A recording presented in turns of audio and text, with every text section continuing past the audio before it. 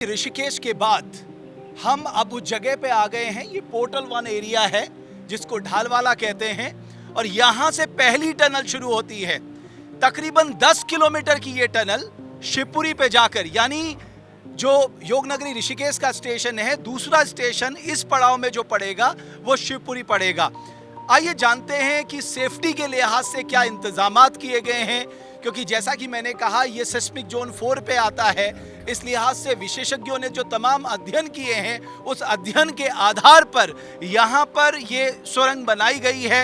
इस सुरंग में कौन सी टेक्नोलॉजी का इस्तेमाल हुआ है, इंजीनियरिंग के लिहाज से कौन से महत्वपूर्ण वो कदम उठाए गए हैं जो सेफ्टी और सिक्योरिटी तय करेंगे, और साथ ही साथ अगर आप बाहर से भी देखेंगे हर वो इंतजामात, यानी दुनिया में इंजीनियरिंग के लिहाज से कई सारे प्रयोग जो किए गए हैं वो ऋषिकेश कर्णप्रयाग रेल लाइन के इस रास्ते में किए गए हैं। और अब मैं आपको उस सुरंग के भीतर लेके जा रहा हूं। ये 10 किलोमीटर की सुरंग है, यानी ढालवाला से शुरू होकर ये शिवपुरी तक जाएगी। और इससे अगर आप देखेंगे एक आरओबी वहां पर बनाया गया है, जो देहरादून और ऋषिकेश का हाईवे है, वहां पर एक रोड ओवर ब्रिज बनाया गया है। वहां से पिलर्स के थ्रू चंद्रभागा नदी पे जो पटरी बिछाई गई है पिलर्स के ऊपर, उसके बाद ये सीधे पहले टनल पे प्रवेश करेगी। तो आइए चलते हैं इस टनल में। और जैसा कि मैंने आपको कहा, पहाड़ की एक उम्मीद है ये रेल लाइन, और क्या चुनौतियां सामने आई हैं इस पूरे प्रोजेक्ट के कंप्लीशन में, वो भी जानने की हम कोशिश करेंगे। तो आइए चलते हैं इस पोर्टल 1 में और जानने की कोशिश करते हैं कि जब कोई सुरंग बनाई जाती है किन बातों का ध्यान रखा जाता है, इंजीनियरिंग का किस तरह से कमाल आप देखिए यहां आपको देखने को मिलेगा। आइए,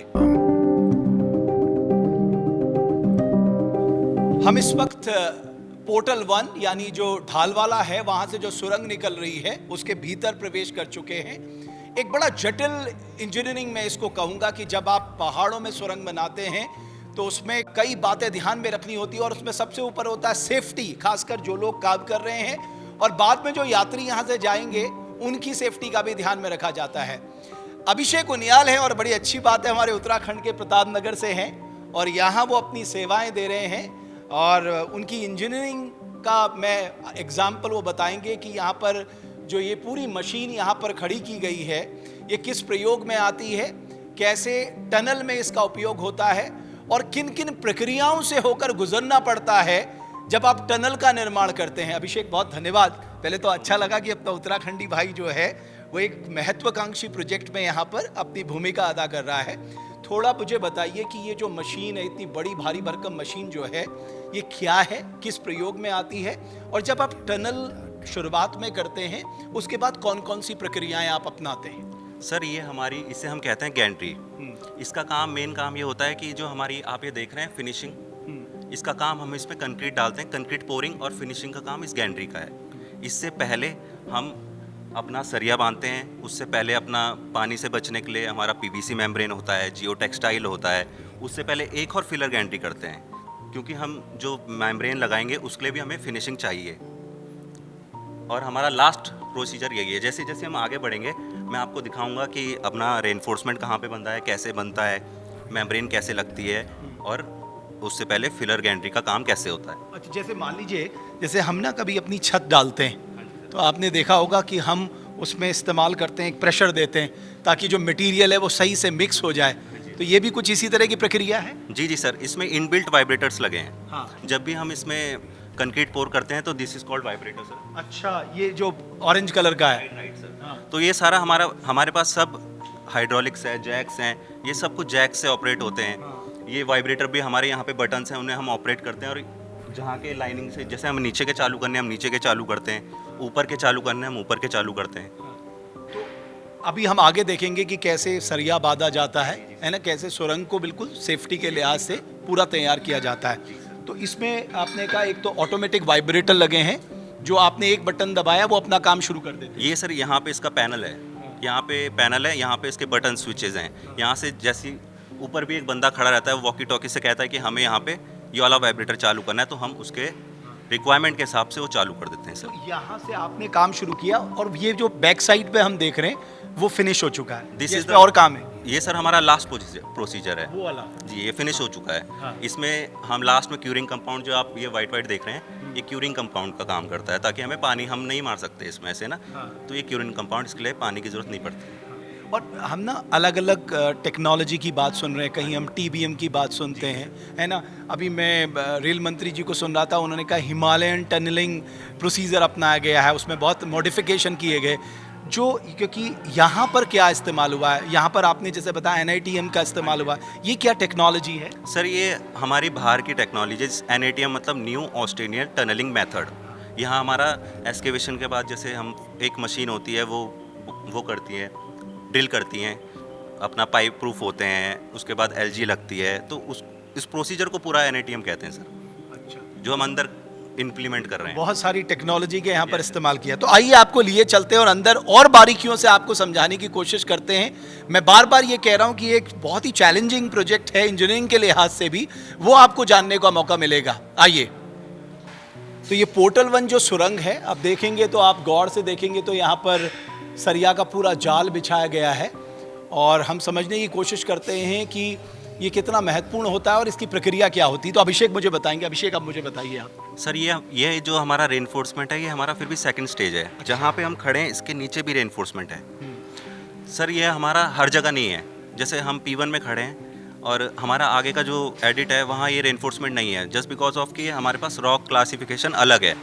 यहाँ पे हमारी है S2 रॉक, तो उसमें हमें सरिया लगाना मैंडेटरी है, क्योंकि हमारी रॉक लूज़ है। इसीलिए सर हमें ड्राइंग्स में नीचे और ये ओवर्ट में सरिया दिया गया है। इसके पीछे भी सर हमने वाटर प्रूफिंग का काम करा है। इसका मतलब रॉक कैसी है, पहले उसका अध्ययन करना ज़रूरी है, तो उसी के बाद उसका ट्रीटमेंट होगा। जी जी जी सर, हम जब भी हम आगे जाएंगे ना सर, तो जब एक्सकेवेशन होता है ना, तो उसके हर बार जब एक्सकेवेशन होता है तो हमारे जियो वाले वो सब चेक करते हैं कि कौन सी रॉक चल रही है, कैसा है, उसके बाद ही सब इम्प्लीमेंट होता है आगे सर। तो जैसे अब मान लीजिए ये सरिया यहाँ पर लग गई है, हाँ जी सर, है ना, पूरे सरिया का जाल बिछा दिया है, इसके बाद क्या प्रक्रिया होती है? इसके बाद सर हमारा गैंड्री गैंड्री आगे आएगी, पोरिंग होगी सर इसमें। हाँ। और वही वाइब्रेटर वाला जो अपना पोरिंग करके वाइब्रेट करके हमारी ये फिनिश दे देगा गैंड्री, जो स्टार्टिंग में हमने देखा। जी जी जी। तो उसके बाद ये कंप्लीट हो गई। उसके बाद ये कंप्लीट है। उसके बाद फिर ये इसकी जांच होती होगी। जी जी सर, हमारे साथ PMC के रहते हैं, वो हर चीज़ चेक करते हैं। ये सरिया तब तक हम कंक्रीट नहीं कर सकते जब तक हमें PMC वाले पूरा चेकिंग करके एक एक mm ये सब चेक होता है। अगर उनके हिसाब से वो नहीं है तो वो खोला जाएगा। क्वालिटी कंट्रोल पे विशेष क्वालिटी ध्यान। कंट्रोल में पूरा ध्यान रखते हैं सर। तो अभी हम जब आगे जा रहे हैं तो सीधे सीधे एक और मशीन में देख रहा हूँ सामने लगी हुई है। जी जी सर। हाँ, ये सर है, ये भी जंबो है। ये हमारा वाटर प्रूफिंग के लिए लगाया है सर। अच्छा। आप जैसे देख रहे होंगे, इस जाले के पीछे हमारा एक वाइट शीट है। अच्छा। ये सर, इसे हम कहते हैं PVC मेम्ब्रेन। और इसके पीछे एक और है सर, हमारा जियो टेक्सटाइल कहते हैं हम उसको। उसका काम क्या है, वो अगर कोई पानी चीज़ आती है तो वो हल्का सा नीचे ले आता है, और ये मेम्ब्रेन थोड़ा थिक होता है, रबर टाइप का होता है, तो ये उस पानी को अंदर आने नहीं देता है। और जहाँ पे हम खड़े हैं, जहाँ पे कंक्रीट हो चुका है, इसके नीचे ड्रेनेज सिस्टम है सर हमारा, पानी के लिए, पानी की निकासी के लिए। जी जी सर। तो आपने देखा कि जब आप सुरंग बनाते हैं तो सबसे पहले तो आपको रॉक का अध्ययन करना होता है। जैसे यहाँ पर जो रॉक थी वो कुछ उसका मिजाज कुछ और है, मैं कहूँगा। तो वहाँ उसमें क्या आप टेक्नोलॉजी इस्तेमाल करेंगे, वो सोचने वाली बात है। जो हार्ड रॉक होती है वहाँ पर ये नहीं इस्तेमाल होता। जी जी सर, जहाँ पे हार्ड रॉक से कहीं पे, जैसे सर हमारा दूसरा है ना P2 है जो, हाँ। और एडिट है। P2 में ये है कि चार जैसे बीच में रॉक क्लासिफिकेशन चेंज हो गई है। हाँ। तो जहाँ पे उनको लग रहा है कि यहाँ पे सरिया मैंडेटरी है तो वहाँ पे हम लगाएंगे। हाँ।